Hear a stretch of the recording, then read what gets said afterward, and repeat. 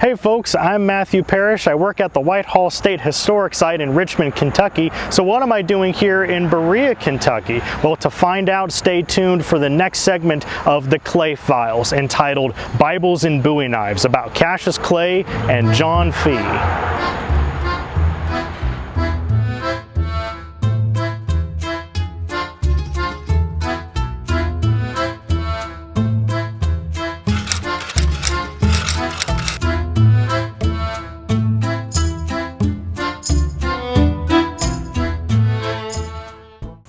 All right, folks, we're here at the original location of the meeting house that was here at the Glade where John Fee first spoke back in the 1850s. Behind me here, there's some brush, and behind that is a newer church that was built a little bit later, but the church actually has downstairs in the basement the original timbers that made up John Fee's original meeting house that was built all the way back, actually before even John Fee came here in the 1830s.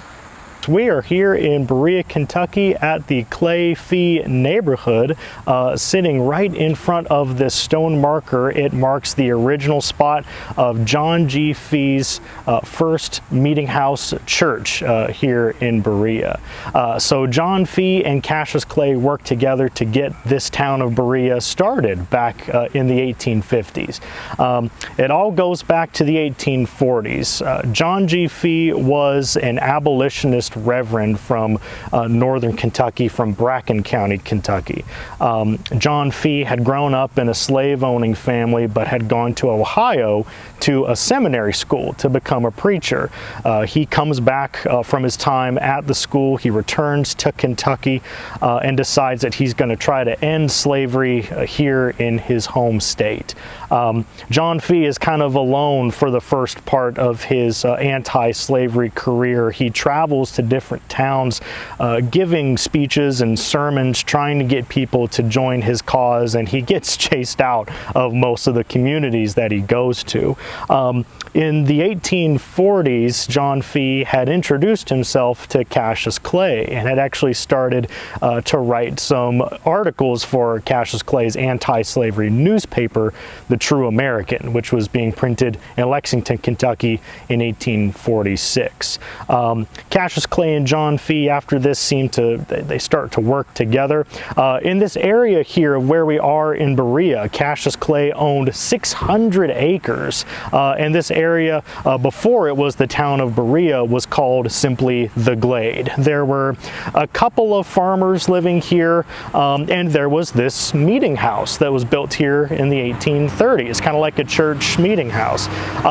John Fee had come here to the Glade and had given a sermon here, and it had gone rather well, and after he left to go back to another northern county, he decided that he wanted to come back. Cassius Clay then decided to donate Fee some land to build a house so that John Fee could actually live here in the Glade and preach at the meeting house and start a small community. So their goal, it seemed like, was to start an anti-slavery town where nobody is going to be owning slaves. And so they get to work. So in 1853, Cassius Clay donated John Fee 10 acres and gave him $200 to build a house. John Fee said that the land that he was given by Cassius Clay was the brush was so thick a rabbit couldn't even run through it. So John Fee and a couple of his followers, they build a house, and then John Fee was preaching at this meeting house, which is about right where we're standing right now, where this stone marker is. So things go rather well. A lot of people started to join the congregation, anti-slavery advocates, non-slave owners, and even some women, wives of slave owners that didn't like the practice. Things go rather well until Cassius Clay and John Fee have a bit of a falling out in 1856. What had happened was Cassius Clay had been invited here to the small community community to give a speech at a 4th of July celebration. So Cassius Clay goes there, but before he goes to give his speech, he tells John Fee he should go first. Now, to give a little bit of background, John Fee and Cassius Clay, although they were both anti-slavery advocates, they went about it in two very different ways. Cassius Clay was more against slavery in terms of economic reasons. John Fee was an abolitionist, and he was a reverend, and he thought slavery was a Christian sin and it needed to end immediately right away so that enslaved people could then be freed. So there was a little bit of a difference in terms of why they thought slavery should end. Cassius Clay tells John Fee to go give a speech first. John Fee gives his sermon. He says that slavery is evil, it's a Christian sin. Although it is legal and is held up by the laws of the Constitution, it doesn't make it right. Cassius Clay then follows and basically denounces Fee in front of his own congregation. Cassius Clay actually says to the crowd in front of John Fee that he is a dangerous radical abolitionist and that nothing is above the law of the Constitution. So here we have the Constitution and the Bible battling it out. It's also important to know that John Fee and Cassius Clay have two very different personalities. Cassius Clay, when he was met with opposition, would often fight his attackers. He has this a fight with Cyrus Turner in 1849. He also has a fight in 1843. John Fee was a pacifist. He didn't believe in fighting. He actually talks about in his own memoir about being spit on. People throw stones at him. He's actually shot at in his house once here in Berea, and the most scary thing is that he's kidnapped by mobs on a couple of occasions, but every time something bad happens, he somehow makes it out alive and he never tries to fight anybody.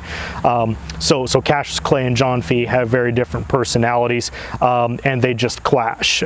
So after this big sort of debate during the 4th of July celebration, they have a falling out. They pretty much stopped talking to each other. John Fee stayed here in Berea. Cassius Clay really doesn't have anything to do with Berea after that. And actually something bad that happened was that Cassius Clay took away some guards that he was paying to stay here and to protect John Fee. In 1859, a couple years after all this falling out, this situation happens, a group of slave owners get together at the Madison County Courthouse. They ride into Berea and they force everybody out of the town. These slave owners were pretty much fed up with John Fee and with his congregation, and they did not want a free community basically right in their neighborhood. So 1859, John G. Fee, the president or the principal of Berea, a man named J.A.R. Rogers, their families, all the people who taught at the early Berea school and all the students, they all have to leave in 1859. They're forced out. Luckily, when the Civil War was done, 1865, John Fee came right back and got started where he left off. By 1866, they started teaching classes again because John Fee not only had his church, but he also started a small school in 1855, which eventually grew and grew to become Berea College, which is kind of the center, the focal point of the town of Berea. So if it wasn't for Cassius Clay working together with John G. Fee, there wouldn't be Berea College, there wouldn't even be the town of Berea. Well, thank you folks for watching. My name is Matthew Parrish, and for more information about Cassius Clay and John Fee, you can come by the Whitehall State Historic Site to learn more about this really amazing Kentucky history.